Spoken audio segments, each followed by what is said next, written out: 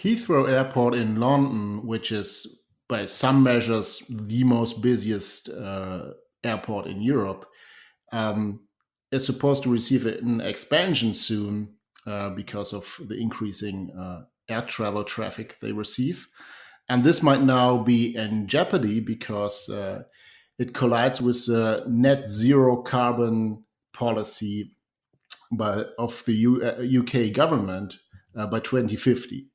And green activists have pointed out, um, hey, government, you need to review this expansion and the license for doing so, because this will definitely increase the CO2 emission footprint of the airport.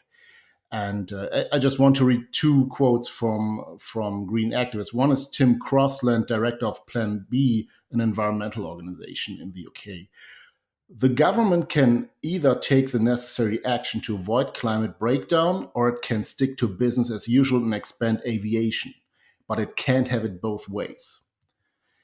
And the other is Sean Berry, I think that's correctly pronounced, the co leader of the British Green Party. And he said, in this age of climate emergency, Heathrow expansion very clearly cannot go ahead. We need the government to acknowledge the emergency situation that previous policy choices have created. All building of new fossil fuel infrastructure has to end. That means banning fracking, stopping new road building, and of course, ending Heathrow expansion. The government, in initial reaction, has promised to carefully consider these things in the decision to, move ahead with the expansion. Um, and so, to me, this clearly indicates that for all the rhetoric they use, the Greens are not really interested in alternatives, doing things better or differently. We talked about Joe Biden's climate action plan. All of these include some kind of alternative that might even turn out better, save some money, doing the same, being prosperous, creating new jobs, and so on. But here we see that what the Greens are seeing is, okay, aviation itself is bad. If you are a frequent flyer, you have a giant carbon footprint, and there is no alternative. That's sort of what they implicitly acknowledge. And then if we, bring this to its logical end, it means no, we can't have biofuels as an alternative that, might one day be competitive in prices. We can't have more and more travel, per capita, miles traveled in the air, on the roads, or whatever.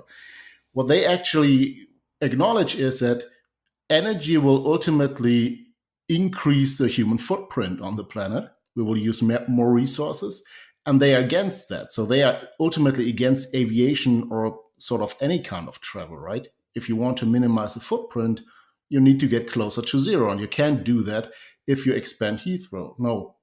If we would naively look at, any kind of green rhetoric like the Green New Deal, we would say, oh yeah, we just need to do things differently, and then we are okay. We are, protecting things, like we have expanded our fossil fuel use, but at the same time, the rivers got cleaner, the air got cleaner, and so on. So progress is possible. It's just a, matter of balance. But what the real deep ecology Greens are really after is ending human prosperity, ending human flourishing.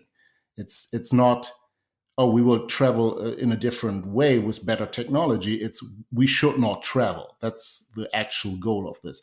And if you look at something like the Green New Deal or the Joe Biden climate policy, it will actually impoverish Americans. I mean, I would really like to see this story get more attention, because if there's anything that could convince people to rethink climate catastrophism, it would be the idea that flying is going to become more miserable.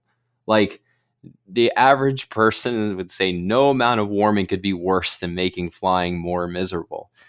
No, I mean, I agree totally with what you're saying. Like, one of the areas where I think we are most accused of straw manning our opponents is in this idea that they're against development and against progress.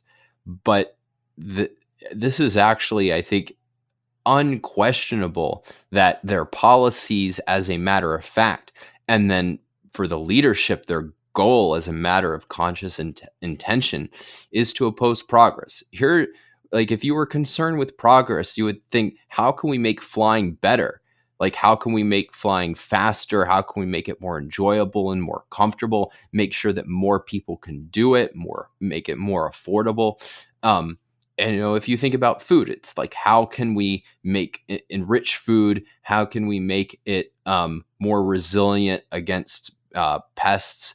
How can we make it more nutritious? And there again, it's something that the Greens oppose with GMOs and with kind of large scale farming.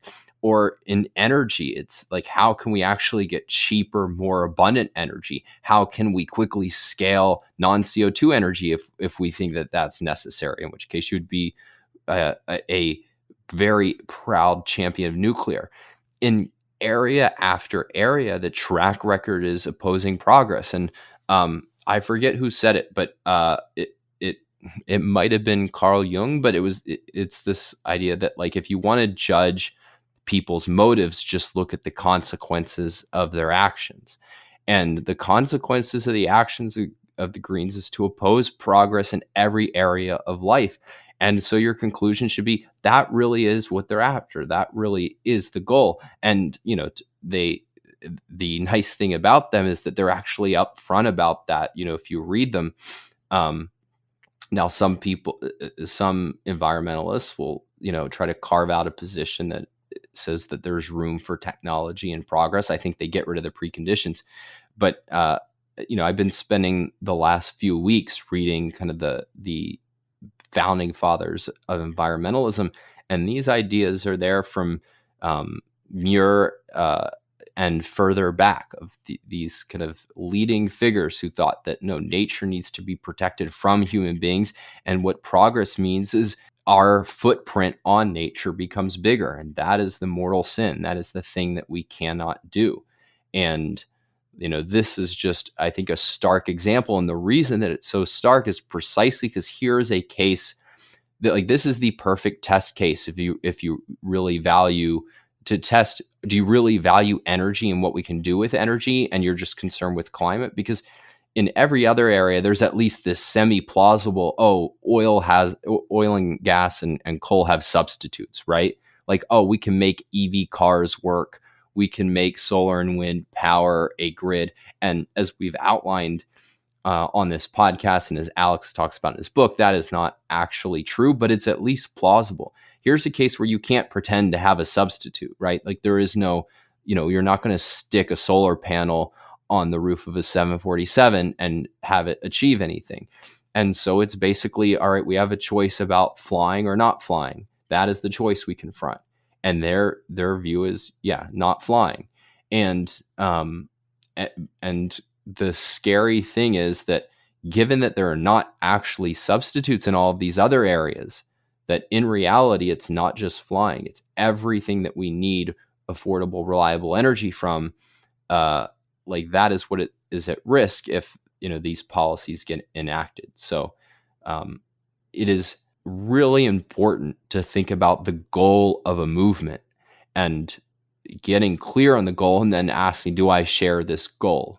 Because if you whitewash it or allow them to whitewash it, then you don't erase the fact that that's what's actually being pursued.